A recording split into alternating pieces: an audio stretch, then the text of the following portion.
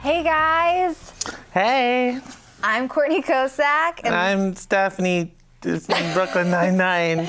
this is Shetty Patowski. Oh, yeah. You already know her because she was already on the show. I was on the show. We are here with a new episode of Reality Bites. So excited. Our show about sex, love, relationships, and dating in the digital age. I'm excited to have you here. Thank you. It's like, I miss Steph, but you're like a friend and a familiar face. Yeah. And when you were on, we talked about having you back, and we did it right away. I know, it's so cool. Yeah. I didn't believe you at all. I was like, these guys are just being really nice to me. No, we were so serious. Yeah. Well, I'm glad Steph couldn't make it. Just Steph, it's like Showgirls. Steph like starts to like mysteriously fall downstairs. Yes. It's too bad about her ankle. Let's spill our tea. Yeah. Cheers. That was the clumsiest way. Let's talk about falling in love. Yeah, I can talk about love because I'm in love. Am I in love? Are you in love? You said you've been saying it a lot. Okay, there's a difference between saying, I love you. And I'm in love with you. Is there? No, there is. Yeah. Okay. Have you said I'm in love with you? I say I love you. But I haven't said I'm in love with you. It's interesting. It's a work in progress. It's kind of a new thing. What about you? What's your status? I feel like it was very fast to say this, but I've been feeling this way for a long time. That's my problem. I said it fast too. So it's almost like slow your roll, Shaddy. Internally, I gotta go. Yeah. Whoa. Even though I feel like little smiles. I love that. You know, like I feel feelings. That's all real. But intellectually, I'm kind of going like, let's be, I don't know, mindful or some shit and just not be completely smitten. Totally. No, I feel ridiculous by the Giddy smittenness, but you guys look so good together. Do we? Yeah. Oh, that's really cute. He's a very clean guy. He looks very well put together. Yeah, he's got good style. Yeah. It had been like over a month of like us out like suppressing I love yous. Like really like almost popping out and then like fucking trying to shove it back in our mouths. Okay, I think in my situation, he said it first. But you guys had a previous relationship. Yes, we had been together before. So, but we called each other boyfriend, girlfriend, but we never said I love you. And he said I love you. Previous iteration? Yes.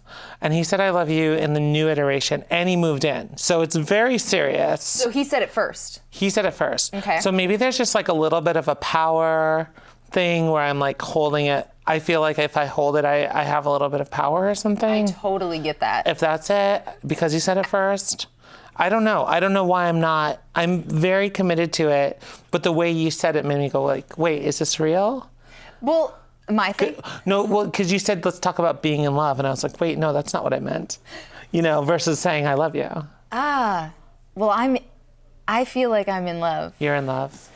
And I totally get the like power struggle of it, but like I'm being very careful not to play games.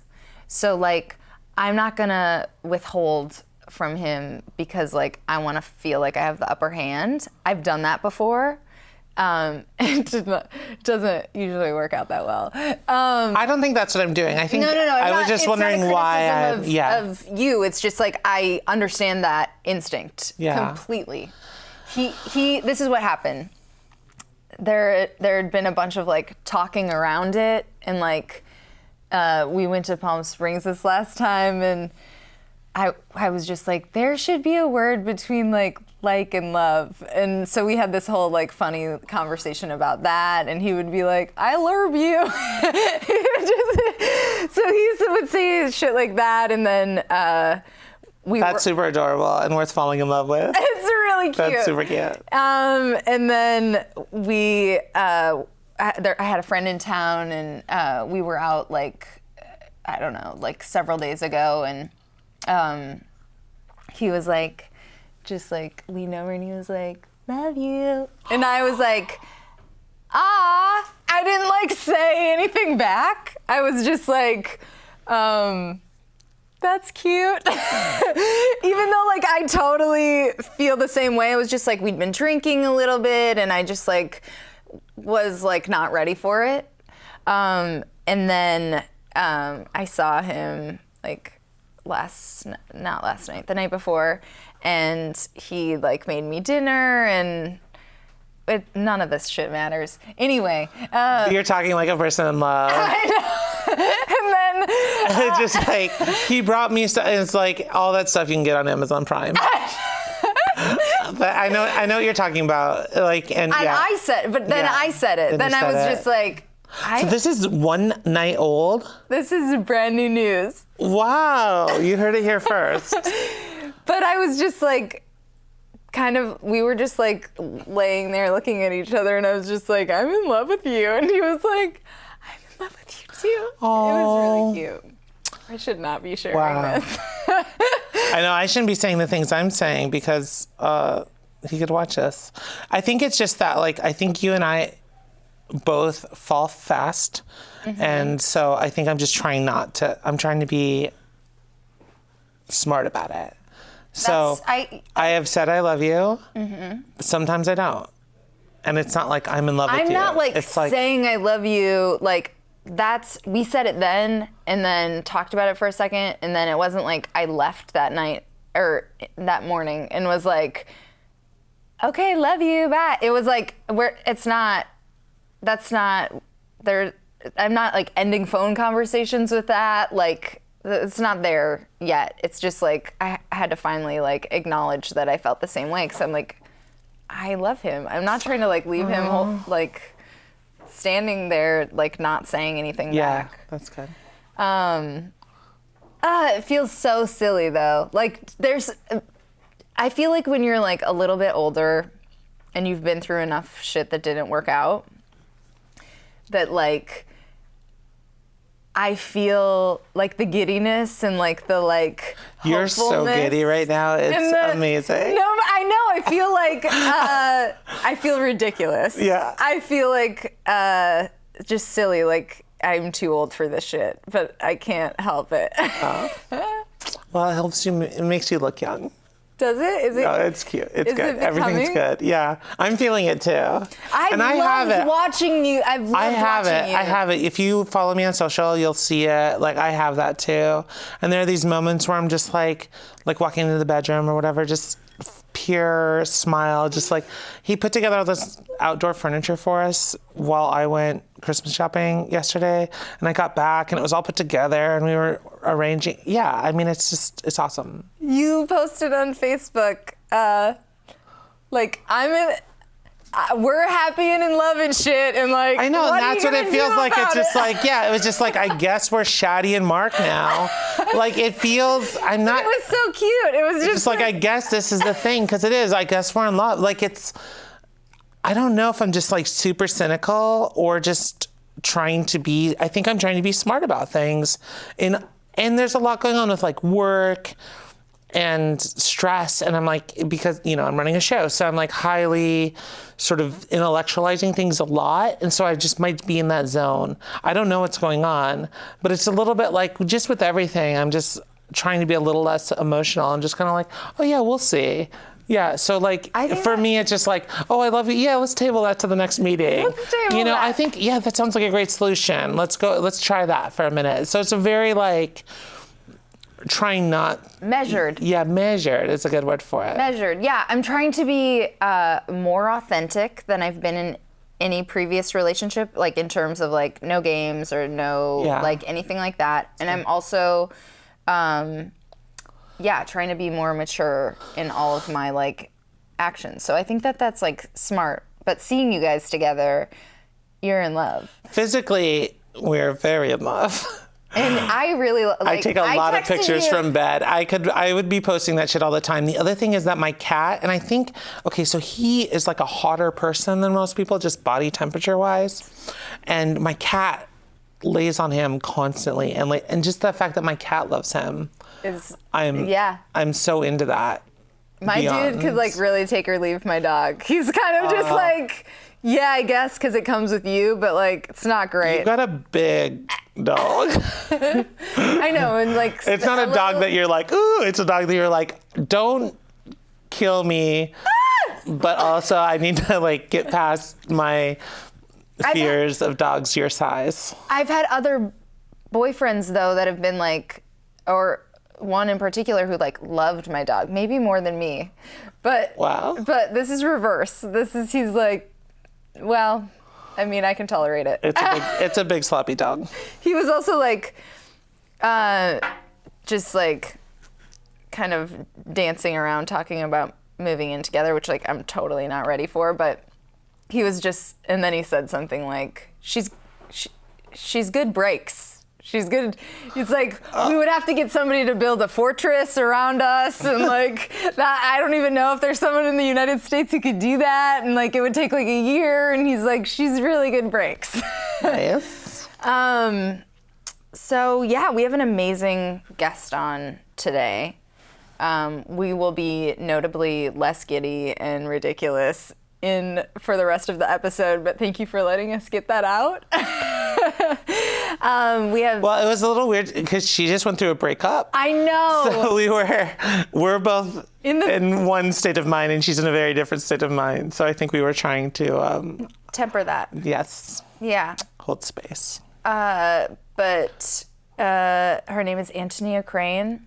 She is an amazing writer. She wrote a book called Spent, a memoir of her time as a sex worker, and then dealing with her mom's death. Yes. And a screenplay with Silas Howard about. It's called The Lusty, right? Yeah. And it's about organizing strippers. Strip club. Yeah, AFL-CIO organizing and unionizing strippers, which sounds like an amazing film.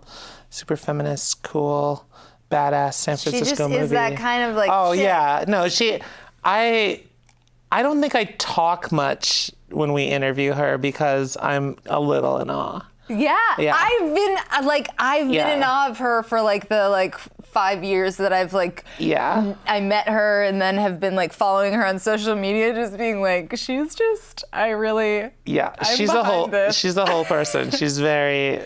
She came in like so this is before you got here, but like so hot in this like.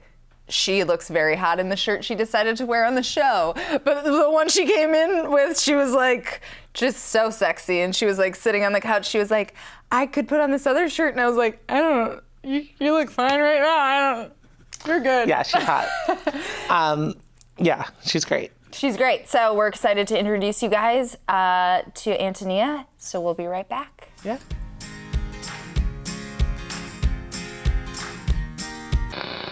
She smells like a centaur shaved directly onto a pile of wet trash. Rude! Why you gotta be a dick to Catsby? What's rude is bringing an animal into our apartment without asking our roommate. Typical Elizabeth. Typical? Typical? I cannot believe you just called me typical. You basically just called me basic, which is so rude. Well, that's typical. Oh, you're quite the inconsiderate roommate at times. With your love band practices, never clean the kitchen, and don't even get me started on the kettle corn incident. Wow! I cannot even believe you brought that up. And how is any of that comparable to any of that dumb magical crap I have to deal with because of your stupid job? Wait. Holy crap! Bad kitty!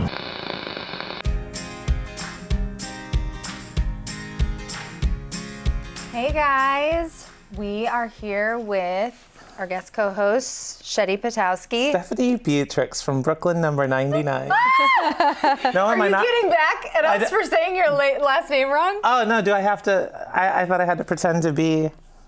We'll do that later. No? Oh, Shetty Patowski. And our guest, Antonia Crane. Hi. Antonia, I know from an essay class like 5 years ago. And I was just always like kind of enamored with you, and that's so sweet. have been following along, and am so like interested in your journey and think it's so cool. So I'm so excited that you could join us today. Thanks. It was a fun class. It was a fun class. It was. You were great in that class. It was taught by Taffy Broadsker. I don't know how to say her last. I'm no one terrible knows how to with say last anyone's names. last name. Ackner is like her. Brodsky. Like, It's a hyphenated last name. She writes that's for all I know. GQ, and she's amazing. She does. But I remember in that class, you were working on an essay about. Did it wind up in Spent? Sure, probably. Yeah, after your mother's going back to New Orleans after your mother's death, right? And you were rebuilding at the same time that the city was rebuilding, and it was just like really so beautiful. Thank you. I was stripping in New Orleans after Katrina, and my mom had just died, and I was raging with grief, and I was hurling my body at the world as a way to deal with that, and I landed in like a New Orleans daydream, which was this like total absolute shithole out by the railroad tracks, which is where all good things happen, by abandoned buildings and railroad tracks. You find yourself in the best places at the best times. I do. I only go to the best places. Yeah. But it was a really amazing place, and I made a lot of money there, and I loved it, and it was a lot of local. It was only a locals place, and they hired me, and I ended up making money there until I was escorted off the premises for writing about it. Oh, like man. 4 years later. Yep. It just like there's so much like of like the dichotomous nature of humanity in that it's like sad and like poignant and beautiful all at the same time. Yeah, I mean, well, I think that stripping, for me, it's a very intoxicating type of sad, and I like those intoxicating sadnesses that have to do with terminal loneliness and how we ache for human contact and how the sex industry supports that. Yeah. Just saying ache made me ache. Did it? Yeah. I understand that. Yeah, well, I think that we're all whimpering dogs inside. Yeah, that's true. It's a Dennis Johnson quote. Is it? Yeah. But stripping, I was born to strip, and I. How did you get into it originally? Well, I was born to do it. I mean, if there were a stripper pole. Did you really know when you were young? I mean, there's a story. Okay, if my mother had a stripper pole and a reading lamp in her womb, I would have never come out. And basically, she said that when I was 3 years old, I would dance on the tables and drink all of the adults' drinks. And I think that, so basically, I think since about 3 years old, I was probably born to strip. And what's not to love about it? No, totally. I've had like numerous stripper fantasies, but let's talk about that. I remember being a kid and like, God, how old was I when we lived at that place? Like, kindergarten age. And I remember dancing, we had this huge like bay window, and I like danced for some neighbor kids, and my parents were like, no, we're keep her off the pole. They destroyed a dream. They destroyed a dream. Parents are destroying creative dreams. Any dancing. I've had the dream even recently of like putting mirrors in my office so I could dance. Except my boyfriend moved in and we put VR there where it was going to be this dance. But I had this whole dream of just like setting up my own little dance studio. And I was posting like Instagram dancing. Were you? You should put up a poll. Yeah. Oh yeah, I don't know about the poll. So I'm curious about your fantasies about dancing. Is it always do you always fantasize about you being the dancer, or do you actually dream about other dancers around you giving you dances as well? I'm always a dancer. Interesting. Yeah. Don't you think that's interesting? Is it? Because as a voyeur, I mean, whether you're an actress or a voyeur or a performer, I think it can go either direction. Yeah, just for me, it's been, there's like, God, I feel, there's like, it's something about being watched, and I'm less of the voyeur than You're more of the performer. Yeah. But in the digital age, don't you think that we're all obsessed with our own images, and so we become our own voyeur? Totally. I would say my most like extended stripper fantasy was like when I was just like late teens, and I just like thought and like was like toying with moving to New York, and like had some like I don't know, like legit thought about doing it as like a job. Yeah, it's a totally viable job. Yeah, it's not always presented that way, especially like I grew up in Minnesota in like a small town, and so like it's not like growing up in LA where it's like, you know, jumbos and you know.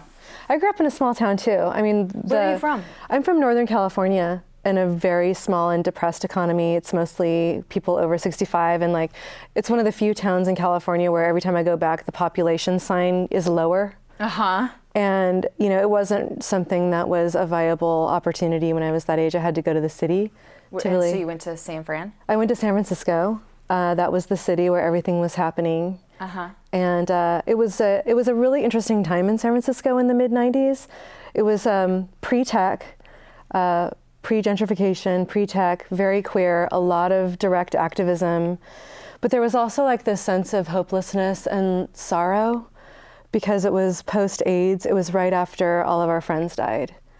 And we were activists, but it wasn't really going anywhere. I mean, I was in ACT UP San Francisco. There's footage of me somewhere in Oxblood, Doc Martens tumbling over tables at a convention, a doctor's convention, because we were fighting against the medication that was supposed to be helping our friends, but it was actually hurting them. So there was activism that was interesting activism, but we were kind of reeling from the loss of our friends and seeking transcendence. It was also a time of like really amazing drugs. And I think we were all like seeking a certain kind of transcendence. And all of the queers that I was hanging around with at the time were marching in the streets for gay rights and against domestic violence and women's rights. And a lot of my friends were still in the closet, and I was marching in the streets before I was even identified as queer or bi or anything. And now you identify as bi? As bi, yeah. I mean, my politics are very queer, but I'm very bi. And were you dancing at the time? So you asked how I was introduced to it. It was the artist lesbians at that time they were artists, they were lesbians, they were doing live shows. And you know, honestly, it was like just, it was like performance art. No, it was more like Laurie Anderson, Karen Finley, Guerrilla Girls. And we were using our bodies to fight a revolution that we didn't know we were fighting. Because we wanted a revolution that didn't cost piles of money, and we really felt we could change the world. And so I was studying women's studies, and you know, it just seemed like, hey, I think I'll take down the patriarchy one lap dance at a time. I think I'll use my body. Like it was just something that was talked about at the time. Did you and Cheryl Strayed do like an interview? We did on the Rumpus. Yeah, we did. You guys should totally read that. I read that a while back. You did. And it's called. Just remembering it now. It's called Pussy Fever Loves Locker 29. And Cheryl Strayed, she's my secret weapon. I brought her book. Dear Sugar is like down there. We were talking before we started, and that's like also my like kind of like feels like home kind of book. Yeah, absolutely. I keep returning to it. And totally. Like I've given it to like literally 20 people. Yeah, we were talking about this, how we pick up Dear Sugar and we open it up to any page and just like, oh, this is exactly what I need to hear today. Yes. Or the podcast with Steve Almond is really so great. Good. I love him too. Yeah, isn't he wonderful? Yeah. He's a love muffin.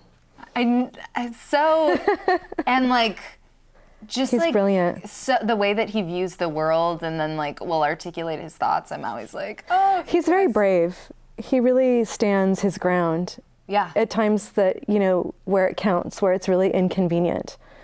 And that's the best activism, right? When it's not convenient. Maybe it's the only activism, that which is inconvenient, terribly inconvenient. That's when you know you're doing activism, is when it's inconvenient. Yeah. Totally. Or it's not necessary. Yeah, the Cheryl Strayed, she believes that, anyway, it's interesting. We have different opinions about the sex industry, but we're also very aligned and supportive of each other. Yeah, but she believes that the sex industry shouldn't exist at all in a perfect world where women's bodies wouldn't be on display or as a product to be pushed in a corporate world. I don't think she's wrong, but it's not realistic. Right. What do you think? Well, I think that's that sort of radical feminist conundrum, right? Like it's a similar argument, and it was actually like the argument that kind of split feminism, right? Was around sex work and trans people, but it's like, would you need to be this performative of gender in a perfect world or in an ideal world? But we still are living in the world that we live in, so you know, you can think about these things in a really, I guess, I mean, they would say like post-revolutionary way, but really it's so not, it's like, sure. You know, it's like, sure, that might be true. Sure, that would be great. Sure, yeah. If that were to work. But we're still, women are trying to survive, and people daily are, sexual assault, and women, you know, the sex industry exists, and women are a workforce, and their voices are rarely heard. Right. I think it's a really good time for sex workers, the voice of the workforce, to be heard. I think it's a great time for that. Yeah. I mean, the problematic part of it is just like, for some people it's a choice that you can go into that, and for some people it's not a choice. Yeah. And so it seems like, to me, that's the like crucial element, is like, if you made the decision, the conscious decision, then it's like, you know, can be a celebration in some ways. And if it's the only option, that's something else. It's true. I think that's a great point, and it's also a gray area, because how many choices do we really have as women in society, and how do those choices translate into a career, and how realistic are your choices? I mean, I'm of a generation where my parents were professionals, like, you know, lawyers, paralegals, and I was the artist. So I was encouraged to follow my dream, and you know, to go to art school, or, you know, get a wildly liberal education that was something that I couldn't afford. And that's unrealistic in terms of a career. And I have a master's degree now, and I get little teaching jobs here and there, but honestly, it's like, it's very unrealistic. Yeah. So the other option is like, why are my tits worth more than my teaching credential? Oh, totally. I mean, can you answer me that? I mean, I should be able to have a career in teaching. Why don't people hire more sex workers? Like, help me. I've been saying, you know, rehabilitate me. Give me a job give me a writing job. Hire me on your team. I'm dying to get into a writing room. I have a screenplay. I'm working on another. I'm working on a TV pilot about the sex industry. Like, hire me, you know.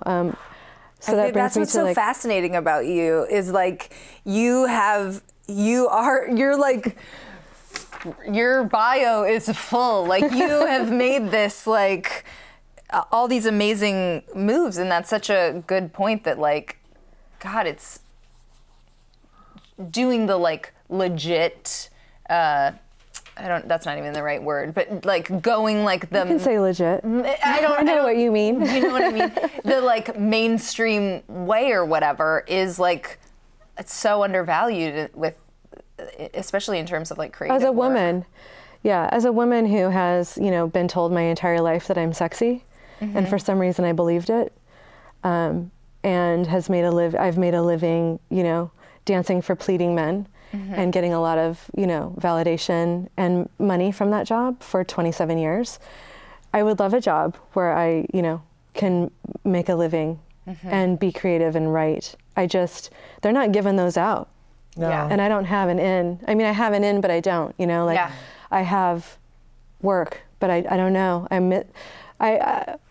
The window is open. I'd like to leap through it. Show me which one. Like, show me the door, and I'll walk through it. Yeah, or push it open a little. Push it open a little for me. Yeah. And not just me. I mean, I'm just a person. Like, it's not just me. This is just one voice. I don't want to crowd out other voices. I want to invite them in. Like, there's so many other sex workers, strippers who are stuck. Who, I mean, choice, sure, they're making a choice, but what's the other choice? Totally. They are less educated than I am. They have children. I don't have children. Yeah. Maybe they have a husband who's an alcoholic or an addict, or a mental illness, or a partner who has a disability, and they need more money. You know, they need to survive. What are our options as women, educated or not? Oof. Yeah, that's real. Sorry, I know you want me to be more funny. No. I'm Captain Buzzkill over here. I'm laughing on the inside. Captain This is Buzzkill. hilarious. It's not. It's really real. We are going to be back with more Antonia and Shaddy right after the break.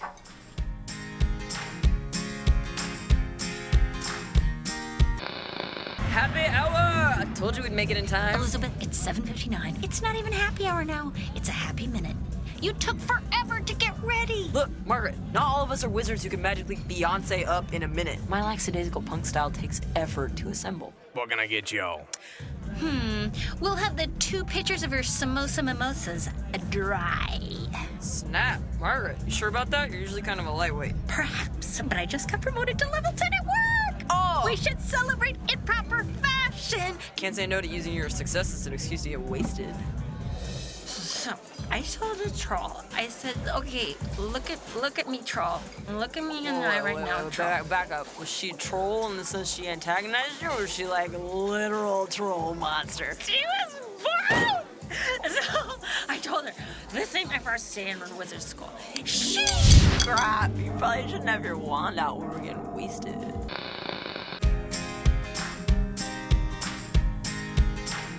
Hey guys, welcome back.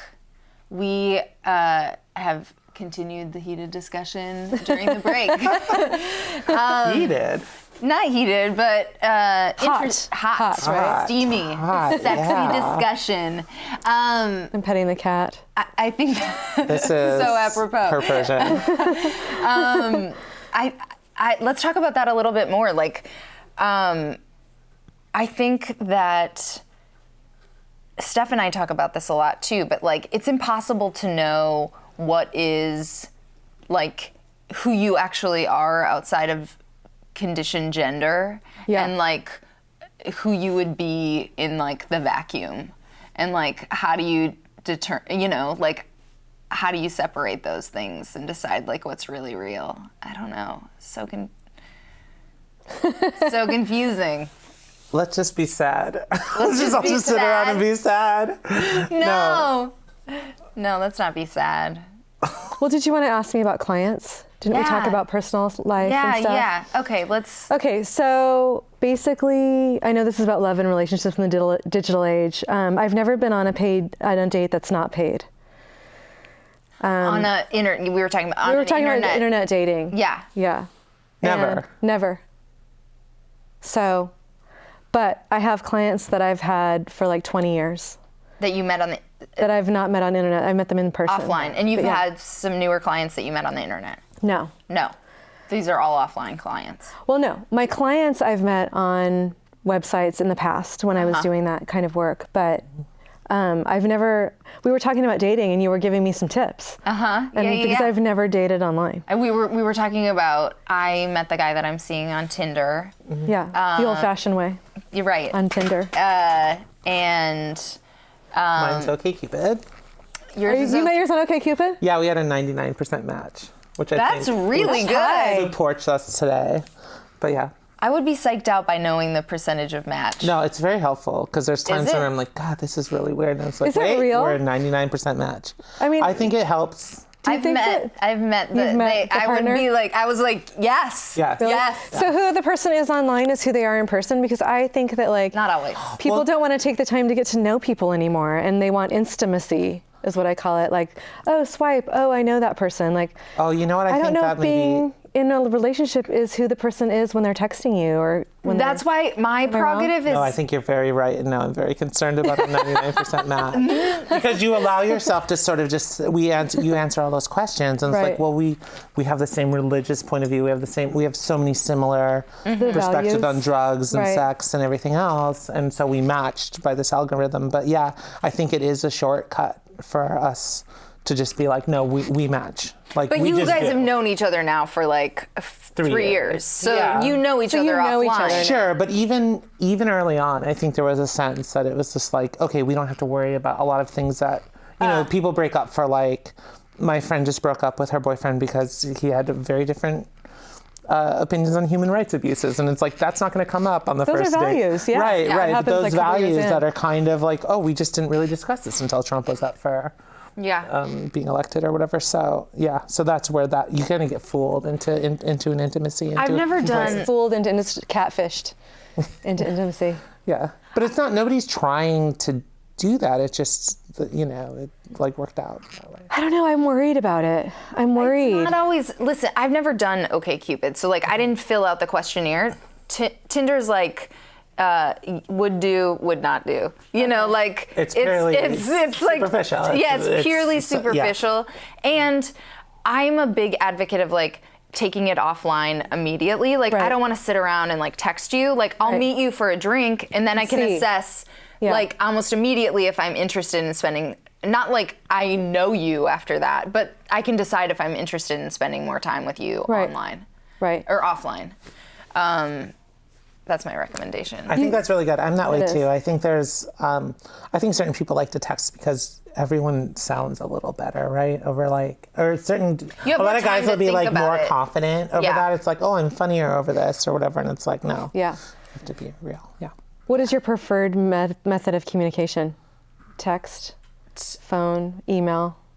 You mean aside from in person? Yeah.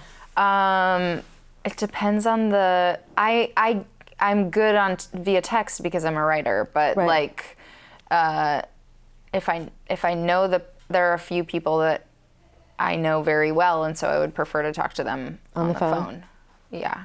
So talking on the phone isn't dead. That's good. I never talked to anybody on the phone. But you were asking me if sex work has interfered in my personal relationship. With your relationships. I want to say that the last relationship that I was in that was 2.5 years and change.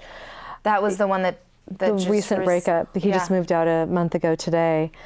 And did he start out as a client then? No. I've never dated a client. Okay, so when you said you had never been on a date. She'd never been on like a Tinder date or like a Bumble date or whatever. So this person that you were with? I met them through a girlfriend of mine who was a sex worker and a really close friend. And he was like... He was an ex-pornographer. Yeah, so he was like totally comfortable with the industry. And He was really accepting and showed me a lot of respect about the industry and really respected me. And he read my book right away. And I thought, this is really interesting. And he's a really interesting man and kind and respectful and exciting, like artistically, aesthetically exciting. And he said that me stripping, the fact that I stripped, didn't affect the way that I showed him love at all. So, and I think that's true. But I think I've worked a long time in the industry and I know the difference between fantasy and reality. And I'm really boundaried in my work. And I don't pretend to be in love with someone and I don't mess with people's heads and I'm very sober about my sex work activities. But I have clients who communicate with me a little bit and I could see that would prevent intimacy in a relationship, but not in this last one. I was very careful and I was very respectful. Have you dealt with a lot of like jealousy from boyfriends? Like fear. I would imagine fear. I deal with fear. It's fear. That's all it is. I mean, I think that like in relationships, and particularly what I'm learning right now and how I'm processing this now is that I think that people are complicated and messy. Yeah. And I think that we're afraid to be messy. But we are messy, and so we should just admit that and work hard to be respectful of each other inside of that. Does your work allow men to feel like they're allowed to be messier because of the sort of healer understanding? Oh, you're talking about clients, how they feel? No, I mean, even in just relationships, like when you're dating a guy, does he get messier? Because I think you probably understand men more than men. I don't know. Yeah, more than someone you've seen some shit. I understand them in I feel like this is a trans person. Like I feel like as like a formerly promiscuous trans person, like I feel like I feel like I know like know like the bottom of the, like, you know how ugly humanity can be? What do you know? I don't know. I feel like when I see like their emotional state, I don't know. I just feel like I know them better than they know themselves. And it's just like. You're probably right. Yeah. So you know what I mean? Like I feel like I'm like. Yeah. I feel like a caretaker immediately. And I didn't know if you were in that interesting. Same. Well, I definitely host a certain amount of acting out. That happens, but I do it I try to be of love and service. It's a service industry job. Yeah. And when men come up to me and they say, I would lose my family for you, I'm just like, no, you wouldn't. Like, you wouldn't. You're funny. And I don't want you to. And, it's very, I think that people are terminally lonely and they ache to be listened to and held and seen. And it's like, I would say, okay, that's an exotic environment. Like the sex industry is an exotic environment, but it's also just a service industry where men want to be heard and seen and appreciated, and women too. We want to be paid and heard and seen and appreciated as well. But I mean, how is that different from a real relationship where, you know, you struggle to have your voice heard, or you don't feel like your partner is really hearing and seeing your reality the way that you're trying. They're not interpreting you in a way that's satisfying. That's a massive problem with me because I feel like I'm so performative because I'm such a fantasy. Like for the guys that want to like... You're a fantasy. I'm such a fantasy and they all project all this stuff and it's like, I rarely feel heard. And when the first time somebody like really understands what I want in my body or whatever, then it's immediately... I'm shocked. It's by powerful. That. Yeah. Is it powerful, scary, like you want to run, or is it powerful? I want to run. I'm shocked. I want to run. Yeah. It's just, there's a lot. It's trippy. To that. Yeah, shit gets really weird. I stand before you, a sex worker hemorrhaging with daddy issues. I'm the first one to admit it. And so shit gets really weird around abandonment stuff for me, like because the neglect and the abandonment. Yeah. And so shit gets really sticky with that. But you know, I'd say it's all, we're messy. You know, we come into relationships messy. And I think that we need to like forgive each other and try to have humor around it and a lot of forgiveness. At least that's what I get from Dear Sugar. Totally. I opened it up and it was like forgiveness and reconciliation and humor. And I'm just like, yes. Forgiveness is such a new thing for me. Forgiveness is like the top of the pile. What do you mean by that? Who do you need to forgive? You just have to forgive people. You have to, that sort of like, I am not a Christian, but that forgive them for they know not what they do thing. Yeah. I feel like we don't know what we're doing. Yeah, and it's just like, just forgive them for they know not what they do. It's like a thing that we all have to do like a lot more of. Yeah, my therapist. We don't need, I mean, if you need the Jesus for it, that's fine. But totally. just take the words and just forgiveness, just like a radically forgiving, like we don't know. Well, my therapist is constantly reminding me that like people's stuff is just really about them. Like when people like wrong you or whatever, not like I'm like constantly feeling like I'm being wronged, but like she's just constantly pointing out like, you know, it's not, we're just acting out like our own, it's everyone's stuff is just about them. You're just like, well, what about this? I mean, what if we're all wrong? I mean, what if like, it's not about connecting with another person? What if it's like being pushed up against our greatest fears? Oh, and like the love and intimacy is really like in the digital age specifically where like you think you're connecting, but you're really disconnecting. Yeah. Maybe. Like what if we like intimacy, real intimacy is just about being pushed up against our greatest fears? That's what beautiful. if? I have those moments that are very like lucid where it's like this moment is not about him or me. This moment is about like the achievement, you know, being like a closeted person. Like, I mean, like when I remember the first time that somebody yelled after I came out, when they yelled faggot at me from their car, and I just felt so great. And I felt like I wanted to skip and dance, and I just felt so great because I was like, yeah, I earned that. Like I really earned being called faggot. And I think, I mean, that's what a lot of people with HIV say too. Like after, when you're diagnosed, it's like, that was the biggest fucking fear you could have had, and it's over. And you like, now you have to like live, and there's like almost, so like there's this, so I think that's true, because I find myself in those moments a lot in sex, and in these moments where I'm looking at him and I'm thinking like, oh, this is about me like achieving this kind of intimacy. Yeah, and it's scary. Yeah. Yeah. So the abandonment stuff is so interesting to me because it's like I have major abandonment issues. My parents are still together. My dad was like where did that come from? Totally around. Yeah. There's a person holding up a 2 minutes card and my whole body's on fire. We don't acknowledge. I'm just like, we don't acknowledge that here. No. The conversation is over when we're done. I know, but I'm just saying, like, it's all ends. Everything ends. Yeah. Ooh, I know. I struggle with that. I don't know.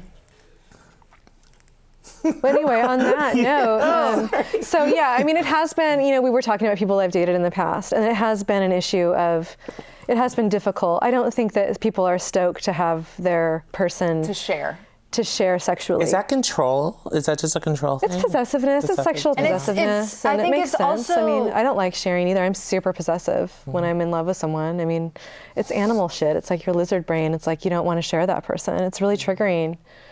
And it's fear too. It's also abandonment on their end, right? It's like, oh, what if she meets somebody else that's gonna, I guess. Like, maybe. right? I don't know. I think with sex work, it's complicated because I've always been of the school when I used to lie about what I did. I used to lie for years. Oh, really?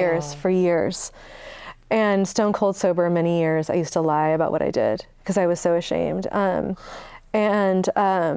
When I discovered that, when I finally came out about it to people and I would tell anybody, I'd just be like, hi, I'm a handjob whore. Hi, I'm technically a prostitute. And even it didn't go well, and they would often like laugh or like snicker behind my back. I was free. Yeah. Like I could breathe again. And in my relationships, when I have said that, I'm not saying it goes well because it doesn't always go well, but I just had it go really well. And that means there's a glimmer of hope. Oh, totally. And in the world, I think as sex workers, the more stories that come forward and the more people talk about being in the industry and what it means and how complicated it is, the more I think that freedom and that ability to breathe and band together as a workforce and as women on the planet and as humans, I think that it will improve our lifestyle and our lives. It'll improve everyone's lives. Mm-hmm. So I used to think that if it involved money, it wasn't cheating. Do you still if there's think that? money exchanged, it's not cheating, right? No, it's right? just a job. It's a job, right? Mm-hmm. Not exactly, because I was lying. So lying is cheating. Yeah. Mm. So then I stopped lying. And even when I'm in the strip club and I'm the oldest stripper you will ever meet. Really? Probably. You look so amazing. Thank you. But I'm myself. I'm not someone else at the club. I'm genuine. I'm myself. Uh-huh. And I have really supportive clients who have been supportive of my relationship that's not happening at the moment, but very supportive of my life and my lifestyle, and they buy my book and they follow me on Twitter and they see me as a human being. Uh-huh. That seems almost extra important. I think they want that, right? Do they? I think so. Yeah. This is... Don't you think they want that? A human connection? I feel like we've seen enough things where it's like, how many guys ask you what you do? Or isn't that a thing though? Don't people want to know what your real name is? And it's I think every guy wants to be the guy that can know you better. Yeah. Sure. They ask your real name, but I could be anyone. But I choose to be myself. Yeah. I went to a strip club once, pre-transition. One time only? Well, yeah, because I mean, I wasn't interested, but it was a work thing. But I've been. Okay, go ahead. Oh, yeah. No. Were you working or as a customer? I was. Oh no, as a customer, and I was with people I was working with who were in the advertising industry. So it was a bunch of dudes, and we went and I got a lap dance because everybody was doing that, and that was me just being like, "Girl, you don't have to do it. Don't do anything. Nothing's going to happen here. Yeah. What's going on?" And then she told me the story about how she was an opera singer and all this stuff. Wow. And and I was like, but I don't know if any of that's true. I think about that now, 15 years later, where I'm was any of that true? It doesn't matter, but how amazing she was just so prepared for that. Thing. And I'm also sure when I told her to stop, ways. she just doubled down, and I was like, no, for real. Strippers don't really have the energy to lie. Yeah, it seems unless they're compulsive liars and that's a thing or whatever. I guess some of them make up stupid shit and lie about shit all the time, but I can't imagine. The problem with living in a web of lies is eventually you get caught and you just feel like shit about yourself. So, I don't think that strippers really go out of their way to lie. Unless now I want to follow her music and stuff. And we had this intimate moment. Here, let's talk about screenplay. The screenplay for a little bit before. Sure. I'm excited about the screenplay. So speaking of the workforce and the revolution, the stripper revolution. You unionized. Yeah. Well, I was one of many. I actually got swept up in the union effort that happened. This is what happened. So we were talking about mid-90s San Francisco post-AIDS activism. I slashed my wrist trying to get off meth. I ended up on a 72-hour hold, And shortly after that, I marched into a strip club that was behind glass. It was a women-owned and operated peep show because it seemed like a really safe environment. It was a safe environment. It was like this slumber party atmosphere with startlingly intelligent women who were all like not gonna take any shit. And guys were bringing in cameras and filming us without our permission. Oh. And these girls were like mothers and teachers, and sometimes their partners didn't know that they were dancing. And sometimes they didn't, like they were living a double life, and they were able to do that. I mean, because they had kids or having all these closet situations. You know what I mean? Like they were closeted. They were closeted. And I mean, they deserve privacy. Yeah. And so the men were bringing in video cameras, and a girl saw the blinking light. It looks like a cigarette being lit. And she said, this is bullshit. Like, I'm going to change things around here. And she was 19, like one of those fire-breathing, belly dancing, like pre-Burning Man, before Burning Man was even a thing. Girls, and we got swept up in a labor war, and we won. It took 2 years. Wow. And so the screenplay I wrote with Silas Howard, writer, director, transparent director. Yeah, the best amazing guy, super talented. Yeah. Right? Yeah, he's just we talked about how... He's a man crush. Yeah, it's such a crush. He's a man crush, yeah. And it's called The Lusty? It's called The Lusty. We just got a grant from San Francisco Film Society. Rad. Last year, and we're going to make that goddamn motherfucking movie is what we're going to do. Where are you at now? I mean, I know this is such a rude question for like movie making. You know, I don't know anything about this, but it's being seen, it's being read by people we want to look at it. Did you do readings? We're not table readings yet. We're not at that point yet, but people have it. People are looking at it. That's so cool. And Silas is directing it, which is going to be fantastic. Amazing. So we're excited about it. And you consulted on Afternoon Delight? I did consult on Afternoon Delight with Juno Temple and Catherine Hahn. It was Jill Soloway's feature film that went to Sundance. Movie. It's such a good movie. It's so good. That's how I first heard of you, because I was obsessed with that movie, and I was up for a writing job. You were obsessed with that movie. I was, and I was up for I was up for a writing job on Transparent. So Jill followed me on Facebook, and I didn't know who she was. Right. And Amazon had recommended me as a writer, and so that movie was coming out, and I read about you. Oh, that's so you guys cool. taking strolls in the park and talking about. Dude, we were walking around the reservoir while she got an email from her father coming out as trans. Wow. And she was just like, it was freshly processed. Wow. And she was like, so, got an email from my dad. I'm like, wow. What do you think about all that? And then it just developed, it birthed this whole beautiful show and movement, as you know. And she's you were there, just wonderful. And yeah. God, you have so much cool stuff going on. And Spent is coming out in paperback in March? It is March. That is my memoir about my journey through the sex industry and my mother's death, which is somehow braided together. So, all kinds of stuff. Follow Antonia are you Antonia Crane on Twitter? Yeah. And you can find, she writes I write essays and stuff. Yeah. New York Times. Coming out all the time. Yeah, I write for New York Times. I write for Medium sometimes. I write a lot about the sex industry and feminism. That seems to be my jam. Yeah, well, you're good at it. Thank you. So, maybe you'll have to come back in March and thank you so much for bring a copy. Having me. Yeah. Come be on the picket line in our movie. Oh. For the stripper movie. Yes. The Lusty. Awesome. Yes, I will. Your dreams will come true. Shetty is at Shetty Patowski. Yep. And you can find me back here next Tuesday. Follow us on Reality Bites Pod on all the socials, and send us your questions at realitybitespod@gmail.com. See you next week. Hey guys, make sure to subscribe to the channel. There's gonna be new episodes every Tuesday. And subscribe on iTunes, follow us on all the socials. We're at Reality Bites Pod, Bites with a Y always. And email us your questions at realitybitespod@gmail.com. See ya, bye.